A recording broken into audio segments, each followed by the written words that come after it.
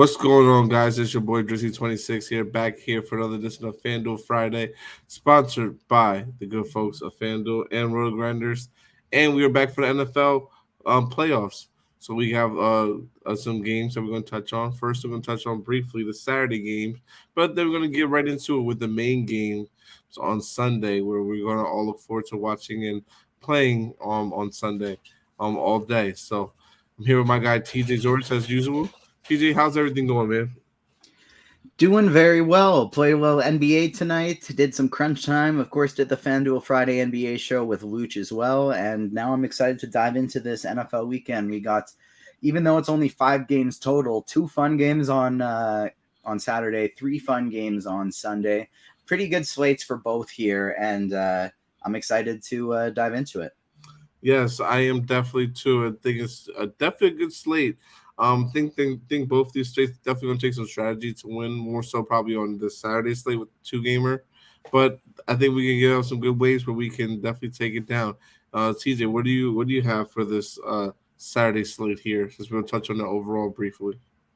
So for me, the ownership disparity between the quarterbacks in the Jacksonville Charger game and the quarterbacks in the Seattle San Fran game, it's not big enough. It should be larger. And because of that, I'm basically just interested in only playing Justin Herbert and Trevor Lawrence today. I'm running 6 lineups. I'm playing 3 Herbert. I'm playing 3 Lawrence. If in an optimal setting, I would lean to Herbert just based on the projection being a little bit higher.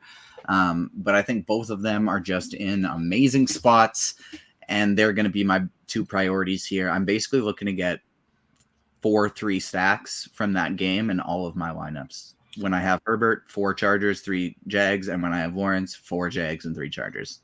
Yeah, and that I think is definitely a way to overload the slate and to try to take down something solo here on the slate instead of sharing it up top.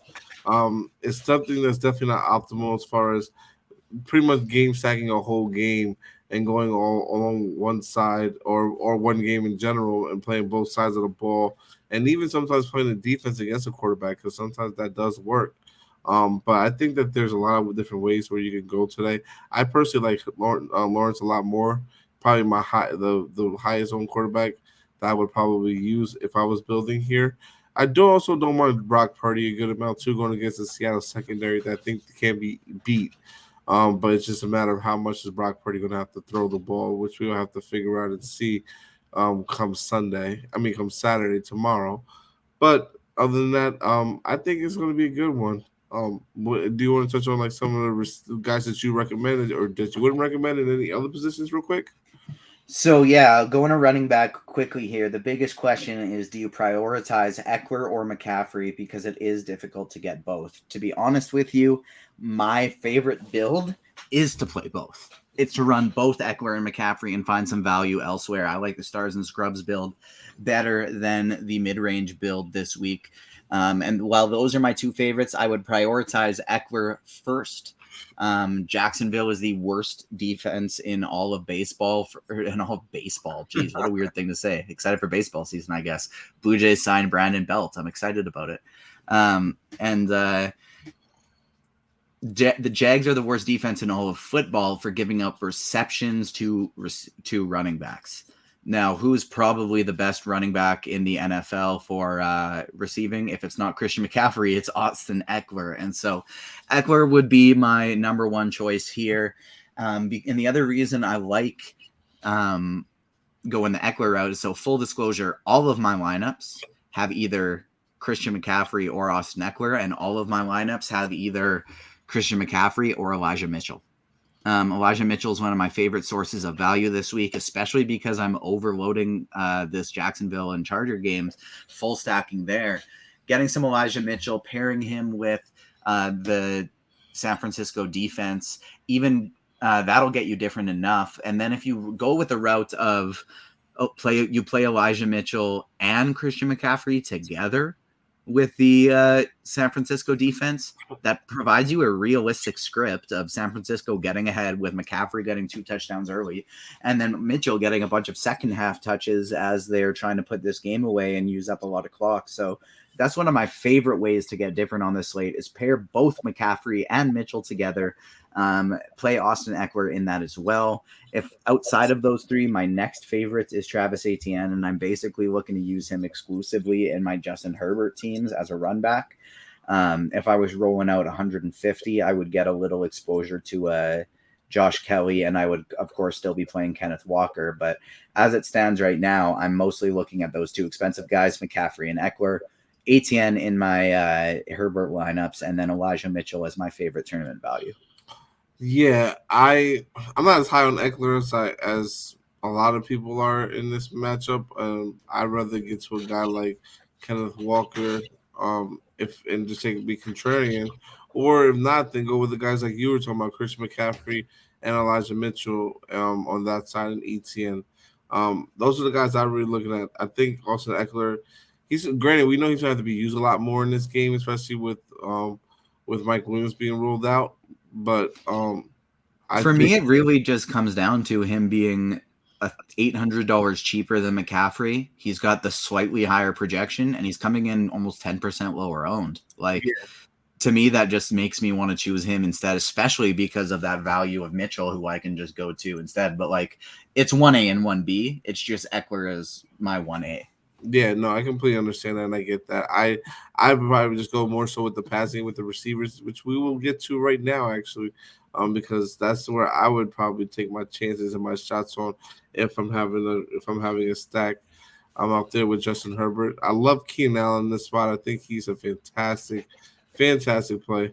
But getting to these guys like Josh Palmer, DeAndre Carter, I think those guys are going to be very, very, very interesting in GPP because they're not going to get a lot of ownership on the slate when they should get a little bit more. But we understand with the situation with Mike Williams being out. So I love taking some chances if you're running 150 to get to get a lot of those guys and get well over the field on them. And obviously with the tight end with Gerald Everett, don't mind that as well. But then I will definitely dive into obviously the other receivers like Tyler Lockett, with Tyler Lockett and DK Metcalf, and Deebo Samuels, who I think is probably almost one, if not probably close to I don't want to say lock, but playoff time is a different Deebo. That's the thing, Playoff time, they like to try to get the ball in his hands a lot more. So I don't mind getting well over the field on him too. I want to have Deebo Samuel, Elijah Mitchell, or Christian McCaffrey in every single one of my lineups that I play, no matter how many lineups I play. I think you need one of those 3 49ers. I want to get way overweight on the second game, but having said that, I think the 49ers win. I think they win handily, and it's going to be on the heels of one of those 3 players, because if Samuel can do it in the run game or the passing game, and then if they get ahead early, even if it's the passing game, and then McCaffrey or Mitchell are going to have a big day. So I want to have one of those 3, but it's like we said, I'm getting way overweight on this second game. I have Keenan Allen on 3 of my 6 teams. It's terrifying, but I have Marvin Jones right now on 5 of my 6 teams just because he fits all the time. DeAndre Carter and Marvin Jones just fit everywhere I need them to at 5.7 and 5.5. They're not going to pick up very much ownership, and I just want to get them in all the lineups I can because they have so much upside at their price tags. They should each get at least 5 targets in this one. They're my 2 favorite values on the slate, with Elijah Mitchell being the 3rd right behind them. And then outside of that, I like getting to Josh Palmer as much as I can. I like getting to Deebo as much as I can. I wanted to play a ton of Zay Jones. And while I am playing those guys, I'm not getting to as much of them as I am Carter and Marvin Jones, just because of the amount of McCaffrey and Eckler I find myself wanting to play together. Or if I'm not playing those 2 together, then Keenan Allen. That's something I'd want to do as well, is set one rule I would set no matter how many lineups I would play, is I'd want to have at least 1 to 2 of McCaffrey, Mitchell, and Samuel in every single lineup. And I'd want to have 1 to 3, if it's possible to even do 3, but 1 to 3 of Eckler, or 2 to 3, sorry, of Eckler, McCaffrey, and Allen in every lineup. just because those are the studs. They got the highest upside, the highest floors, and it scares me a little bit to be this underweight on Lockett and Metcalf, but I'm gonna be. Yeah, and just a stand that I'm taking today. And it's nothing wrong with that because this week is the San Francisco defense, who I think might be humming, and getting after Geno Smith in a different way than they were in the regular season here. And I also don't mind taking some shots on Jamal Agnew possibly. So that's another option here. Tight end, I think George Kittle is a prime play. Someone I think is in store for a big game, as well as Evan Ingram on the opposite side of the Chargers game. And Gerald Everett, who is someone that's probably going to be the owner least out of all these tight ends, main tight ends, and I like him a lot. I think Noah Fant even possibly might jump him, honestly, but we'll have to wait and see what the projections should come out when they show tomorrow. But I think that is something we have to think about and look at too. So it scares me how little Kittle I'm getting to. He just has so much upside to absolutely smash the slate. But I really just view him, Ingram, and Everett as three similar plays. And because those three are, and because the other two are 2K cheaper, I'm getting to a ton of Ingram and I'm getting to a ton of Gerald Everett. The only other guy I'm getting to in tournaments today, which is scary, but I honestly think he's a phenomenal tournament play, especially for the salary saving option, is Donald Parham Jr. Yeah, definitely. I definitely get that for sure. So then defense, obviously, real quick, we'll touch on defense. You can play anybody who you really want personally, but San Francisco obviously is the top option. I like getting different. We're going with the Chargers here. With the Chargers with the Jaguars here. I think their defense is a young, good defense, and I think they're ready for the moment. I think that ever since that game last year where I called them for them to beat the Colts and knock them out of the playoffs, I think that they have played well ever since then and had their moments, obviously, this year where they gave up a lot of big plays, but I think they might be ready for this moment here against the Chargers. For me, it's the 49ers as my main one that I'm rolling with here just because I'm playing that blowout. But if I was trying to get contrarian for a tournament, I would just roll out the Seahawks. Assume this is a close, low-scoring game. Ends maybe 17-14, something like that. And then the Seahawks could end up being the optimal defense in this one. So those would be my two favorite ones. I just think that although there could be some big defensive plays in the next game, the games are going to be too high scoring that you're basically going to need a defensive touchdown, which could happen. But I think you'll need a defensive touchdown for one of those two teams to be optimal. Let's swap it over to the main slate here on Sunday. Yes, definitely. Let's go touch on that one, where it is a 3-game slate here. And we have the Giants taking on the Minnesota Vikings, as well as Buffalo playing Miami. And who is the last team that we have playing? Is it the Pittsburgh? I want to say it's. Why is this thing taking forever to load? I want to see.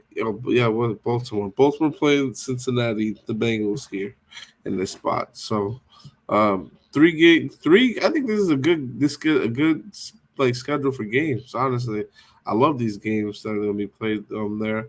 Obviously, we got this one where we got Josh Allen headlining the quarterback position, followed by Joe Burrow with some Kirk Cousins, and then Dan Jones, and then we have Tyler Huntley, who will be returning to play hopefully against the Bengals, and then Skylar Thompson. What is your take on this quarterback position here? So Josh Allen is the quote-unquote best play here. He projects as the best. He's going to be the highest owned. He would be my favorite as well. The one thing I'd make quick in terms of a rule is I'd want to make sure I would have Josh Allen, at least one of Josh Allen, Devin Singletary, and James Cook in every single one of my lineups. If I don't have Josh Allen, then it's going to be one of the running backs because hot take here, Skylar Thompson and the Miami Dolphins are not going to win in Buffalo. And so one of the reasons why I still like Jeff Wilson, and one of the things that would maybe take me away from Buffalo a little, or Josh Allen a little bit here, is I think Miami is going to try and slow this game down. We saw them use this strategy when they played in Miami that earlier this season in that massively high temperature game. They basically just said, like, we're going to try to not give the Bills the ball. And then in the fourth quarter, when the Bills had it lots and they were trying to come back, were just cramping all over the place, stuff like that. So I think the Bills are going to win this game, but I could see maybe Miami trying to slow this one down, and it could limit Buffalo's ceiling a little bit. So I think Allen is the optimal play. My favorite tournament one would be Joe Burrow, but I have no issue getting to Daniel Jones or Kirk Cousins in this one either. I'm basically just not going to play Skylar Thompson or Tyler Huntley. I agree. I'm gonna be less on Josh Allen, even though I know he can put a big spot here, and it's a risk. But I'm going my guy, the one who I always like to play, who's probably my favorite quarterback in the league right now, Joe Burrow. I'm riding with him all the way. I just would you agree there then that you need to be playing Singletary or Cook in those lineups? I don't know, because I still like me personally. It's a 28.5 point total. Yeah. And like they're gonna score some points. And we think like it's a 13.5 point spread. Blowout $5,900 James Cook. Like we may as well just pivot over to running back already, because like Josh Allen's your optimal guy. Joe Burrow is our favorite tournament guy, and both Kirk Cousins and Daniel Jones are fine options. I think though, like, I mean, that's tough. I mean, that's a good strategy. I don't know how much I would be using that personally, because I would probably, maybe if I do go with the running back, it would be probably more Singletary, even though they alternate. But I think that for this specific moment, for this time right here, they're just going to give the ball to their main guy who they know and who they trust a lot, and that would be, I think, Devin Singletary here. So I would probably try to ride with that a lot more and see what happens from there. So that's my thoughts on it and how I would play it out. Yeah. Let's run it over to running back, because I kind of have a specific way I'd want to format this that maybe it's too big brain, but I think it's a very smart way to go about it. So we obviously have these high price backs here that super high potential to score a lot of points here. I would probably also have Joe Mixon or Joe Burrow in all of my lineups as well. I'd want to play one of those two guys. Make sure I have Mixon everywhere that I'm not playing Burrow. But Jeff Wilson, I think, is the best play at running back, just because no Mostert, he's going to get almost all of the work. We've seen him get a big workhorse role. They're going to probably try and slow it down. Buffalo will probably stack the box, but Wilson's going to be heavily involved regardless. I think he's my favorite play here. I would want to play Singletary and Wilson together, because Devin Singletary, as we've seen throughout the year, all of his high snap games are in games that are within 10 points or less. The close games, when they are close games, they roll with their guy, exactly like you said, Devin Singletary. And this is the playoffs, so it'll absolutely be the case. So I love the idea of pairing two inexpensive running backs in a high total game with good projections, and Singletary and Wilson together. And then if I'm not playing Jeff Wilson, if I'm not playing Devin Singletary, that's where I want to make sure I have James Cook. Because if this one is a blowout, then I think James Cook is going to end up getting a lot of run in this second half. And so making sure I either have Josh Allen, who's going to either be running him in or passing him in, and if he's not, it's going to be one of these two running backs. I like the idea of pairing Singletary and Wilson, assuming that game stays close. You can do that with your Burrow stacks. And then I really like the idea of, if I'm not playing Wilson or Singletary, running it with James Cook in there. My favorite overall running back that's not a value piece is going to be Joe Mixon, just because I feel like Cincinnati is going to win this one. Their offense should be able to go about their business, even though this Baltimore defense is fantastic. It's a big spread. We think they're going to win. It's the same boat for me as Josh Allen or one of the Buffalo running backs. It's a big spread, and we think they win. So I want the quarterback or the running back. And that's a fine strategy. Everyone has their own strategy that they go with. I don't know. That's how I would play it personally. Like, I don't want to tie my running back to. I mean, I get the logic, and that does make sense. But I still do think a receiver can go off here, even if I'm playing Joe Burrow at the quarterback position. So I might just be more inclined to just mix it up a little bit and go with some mixing or some digs in my lineups, or some with Joe Burrow, or with Allen. And if I go with Joe Burrow, I would mix it up obviously with with some with a guy like Diggs or Gabe Davis, things of that nature. So I guess it really would just depend on how I feel about it. So and what I feel like going with, but I don't know, and I get the ownership with Jeff Wilson. It makes a lot of sense. Like you said, everything you said was factually correct, but don't we think that they're going to try to stop the run here and force the ball into Skylar Thompson's hands? Like I understand they want to try to beat them and run the ball, which is a perfect strategy, but I would literally play like if I'm a defensive coordinator, I would show like 7, show 8 up front, so to make them pass the ball.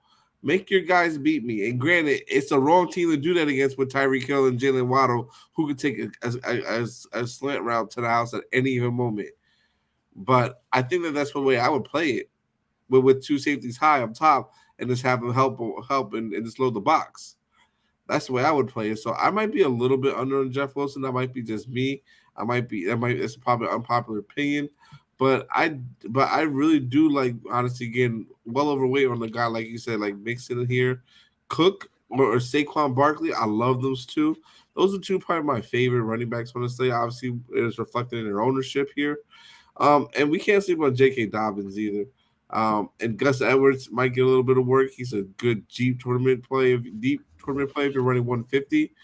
Other than that, I'm gonna probably be overweight on the main guys here in Barkley and Cooks, and then get a lot of J.K. Dobbins.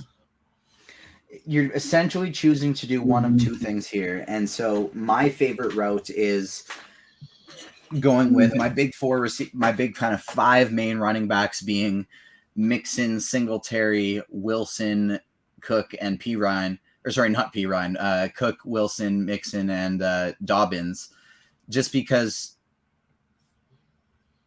and to be clear, that's James Cook, not Dalvin Cook. Just because I want to spend up at the receiving positions. I like the Giants and Minnesota game, but I think I would just rather be getting to Justin Jefferson than Dalvin Cook or Saquon Barkley today. I would rather be getting to Jamar Chase and Stephon Diggs than Saquon Barkley and Dalvin Cook today. And so because of that, it's not that I like Jeff Wilson, James Cook, and Devin Singletary better than Saquon Barkley or Dalvin Cook. It's just that I like Justin Jefferson, Jamar Chase, and Stephon Diggs better than those guys. And so I don't really see myself wanting to be loading up super heavily on Richie James and Darius Slayton. Don't get me wrong, I'll play some Gabe Davis and I'll play a little bit of the Giants receivers there, but I see myself mostly wanting to get to T. Higgins, Jamar Chase, Stephon Diggs, and Justin Jefferson. And in order to make that happen, I'm going to have to be playing some of these cheaper running backs. Yeah, definitely, and I get that. You're more on a higher price receivers, which is fine. I like the mid take, which we'll jump over to right now. Actually, since we're on the receivers, only high. I don't mind Justin Jefferson here. I think he's a fantastic play. Jamar Chase is probably my favorite guy, but I will live right here in the mid range with a guy like Waddle, T. Higgins, Adam Thielen, Gabe Davis a little bit, Tyler Boyd. You go Gabe Davis, T. Higgins, and Jalen Waddle. And even though you're not necessarily getting the ones in the best individual spots, you're feeling pretty good with that name value and the potential upside at the receiver, with some inexpensive prices. Yeah, so that's why I don't mind taking taking my chances with those guys in tournaments, especially in an NFL playoff environment where those things where you're not going to know the outcome. Everyone's going to be playing these big name guys, and they might get dumb. They're going to game plan to take these guys out. So to me, I'm going to look towards the secondary, third options here on these teams, because this is their moment to really try to have a big game and step up in these spots. Because we look for, if I'm an NFL coach or a coach in general, I'm game planning to take your best weapons away from me, make you find another way to beat me. So that's why I'm a little bit less likely to play those guys up top, except for a guy like Jamar Chase. I think that guy in this particular situation against Baltimore, who I think is not really, they're in the playoffs, they're happy to be in the playoffs. I don't think they really want to be with the whole Lamar Jackson situation is playing out, which is a whole nother thing. I think they're ready to go home and away. So that's the only thing I can say when it comes with that situation. Not even necessarily ready to go home as much as just Mentally, not as ready to prepare. Like yeah, they're not going to be putting as much into it as Cincinnati. They're not as ready to win as Cincinnati is. They don't maybe want to lose, but they don't have their heart and soul in it to win near as much. And so yeah, I'm with you there. I'm mostly going to be just playing. The receivers I'm going to be playing are like in my Burrow lineups. That's where I'm going to be playing a lot of Cincy lines. Like, me, I'm going to be doing a lot of stacking. And so that's kind of how I'm going to be going about this one. And then at the tight end position, to me, this is where I just want to save salary. Getting underweight on Mark Andrews and TJ Hawkinson does scare me. But I feel like all it'll take is a Dawson Knox, Hayden Hurst, Isaiah Likely, or not Isaiah Likely, or even Daniel Bellinger touchdown to match those two. And I just think I would rather take the salary savings at the tight end position. Yeah, and I don't blame you for that, but I'm going with my guy TJ Hawkinson and Mark Andrews. I'm gonna load up as much of them as possible, specifically more so TJ Hawkinson. I think he's in a great spot today. It's just hard to get away from him. Mark Andrews, I love today too. He's be someone I want to get a good amount of, and Hayden Hurst as well. And I don't mind Isaiah Likely in tournaments as you mentioned before, but those are the main 4 guys I'm going to be playing today. Maybe Steven a little bit of Knox, but he'll be the last person on my list, or person I should say next to last ahead of Likely. But that's pretty much all I would be going with today for tight end on this slate myself. That makes sense. And then a defense, play the whoever the heck you want. Make it correlate with your running back. Make it make some sense. And that's about all there is to it. Yeah, definitely. Defense just I think we have winners, and I think the home team wins every game here. Maybe only possible upset I like here is the Giants to upset the Minnesota Vikings. Possibly, I can see it happening, but I highly think it's unlikely. But if I had to go with defense to be over the field, it would be the Giants in this situation because they can play some inspired football at times, and this might be a game they really, really get up and show up for here. Giants and Vikings in that lower range would be the 2 I'd go to. The Bengals would be my favorite targets, and then obviously if I land on the Bills, I'm happy with it as well. Yeah, but yeah, it's really just whoever. Yeah, and then let's see, and then like we talked about stacking. Stacking is going to be the key thing for this whole slate. I think game stacks are definitely viable and probably more likely to make you get a solo finish in first place by overstacking at one specific game here on this slate. So, Tina, do you have anything else before we get out of here? No, I think that's everything. All right, so I just want to say good luck to everybody, and hopefully we'll be back. We'll be back here hopefully next week for round 2 of the playoffs, where we'll go over also the previous results of this week. And yeah, good luck to everyone, and hope you have a good one.